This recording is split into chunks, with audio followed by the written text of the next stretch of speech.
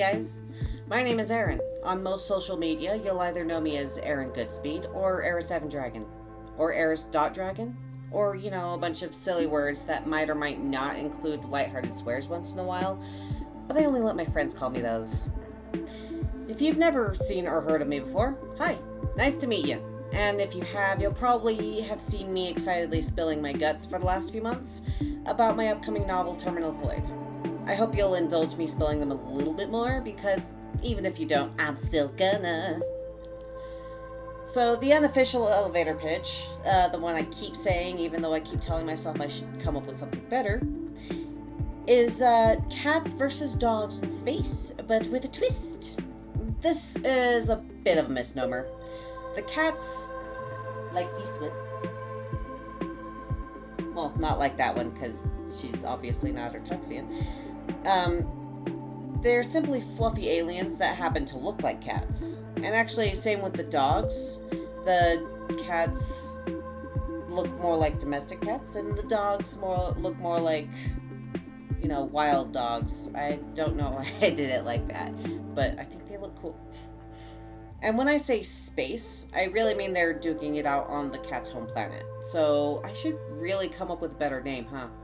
Or better pitch.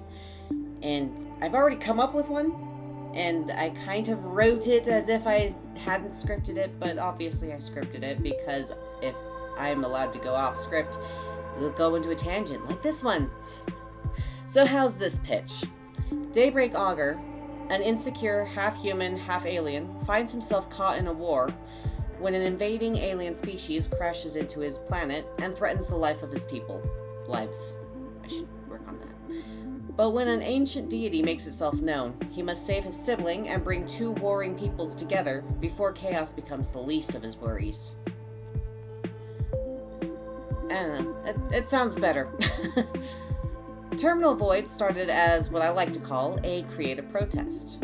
Many stories were thrown into a void, that is to say, cancelled and systemically wiped off the face of the internet. If you're here from my social media accounts, you'll know specifically which cancellation this story's protesting. But as much as I like that story, well, love it, it's my favorite, obviously.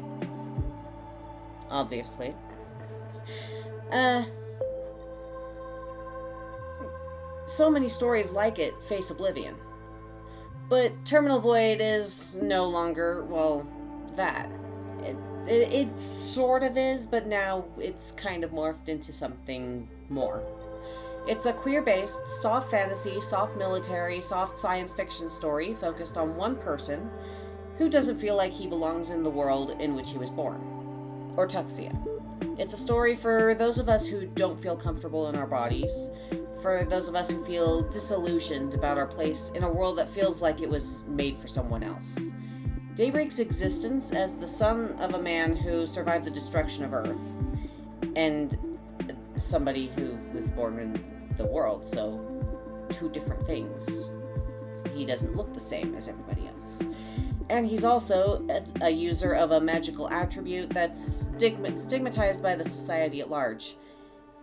No matter how much his family expresses that he has no need to feel this way, it's hard not to feel inadequate when the rest of the world can clearly see what you are and points it out, whether directly or indirectly, on a regular basis.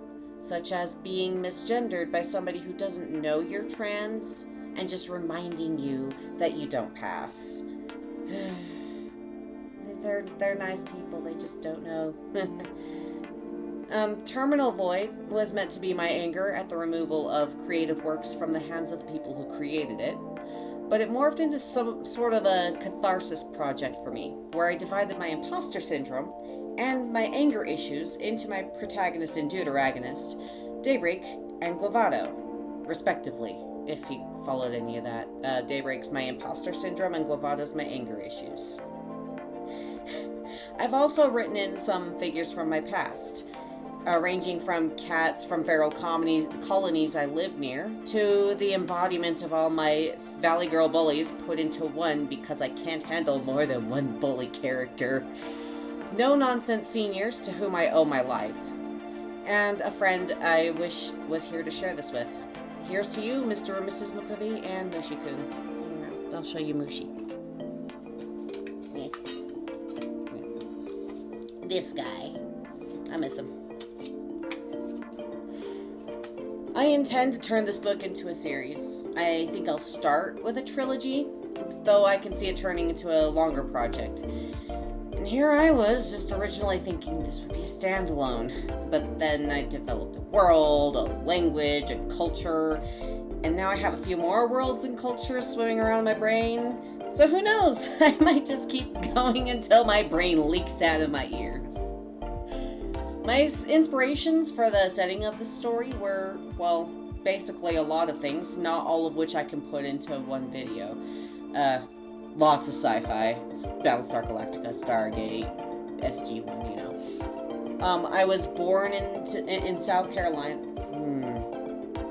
Why did I say South Carolina? It's South California. And sometimes I would visit my grandparents there. So I spent a lot of time playing around in the desert when I was a kid. Lots of sand, lots of hot cactus, rocks everywhere. You know, just basically kids being kids in the desert with cactus. And I'm also, I live in Utah, home to many picturesque and cinematic sites, from Goblin Valley, which was in Galaxy Quest, to Bridal Veil Falls, Rock Canyon, Delicate Arch. These sites are so aliens that many fantasy and sci-fi movies and shows had filming done in them. Such as, like I said, Galaxy Quest. I actually looked into this. The upcoming Fallout series will also be filmed in, partially in Utah. Westworld was Footloose, which I know isn't fantasy or sci-fi, but some of you will know why I included it. And there have been other inspirations too, not just the setting. Interactions with godlike beings, like in the Percy Jackson series by Rick Riordan. The rabbit spoken language of Lapine from Watership Down by Richard Adams. The red sandstone place of worship, like the titular Redwall Abbey from Brian Jacques? I don't remember. His Redwall series. The element-based magic system pieced together from various element-based stories, and I'm sure you can think of a couple. And of course, I can't leave out Olin Rogers, whose passion for his own multifaceted, kooky space adventure inflamed something in my heart that would not, and still will not, be extinguished. Thanks, Olin! Without all of these elements, Terminal Void would not exist at all. The second draft of Terminal Void is currently available on Archive of Our Own to read in its entirety, including some bonus illustrations, since apparently the way I like to take breaks from giving myself carpal tunnel by writing is by giving myself carpal tunnel from drawing. The link will be in the description below.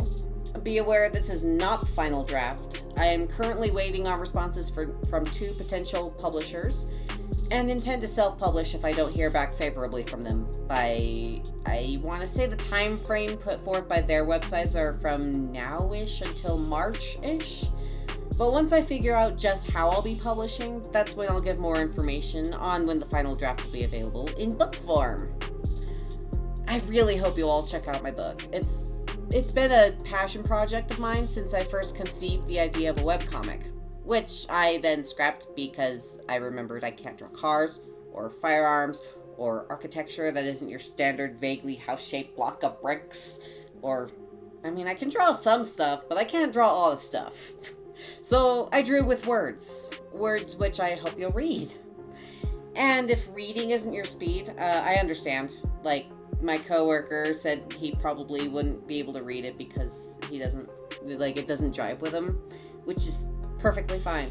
I know books aren't the preferred media of everybody. I'm currently trying to figure out how to make an audiobook, so that might be easier to access. And who knows, maybe in the future there'll be more media stuff to, I can't animate. I've never animated. And like I just said, I can't draw cars or guns or blah, blah, blah, blah, blah, all that stuff. But if I get some help, I don't know. I love my story, and all the characters, and the culture and language that I put every ounce of my love and feeling into. And I hope you'll love it too. Make yourself proud today and take care. Aaron out.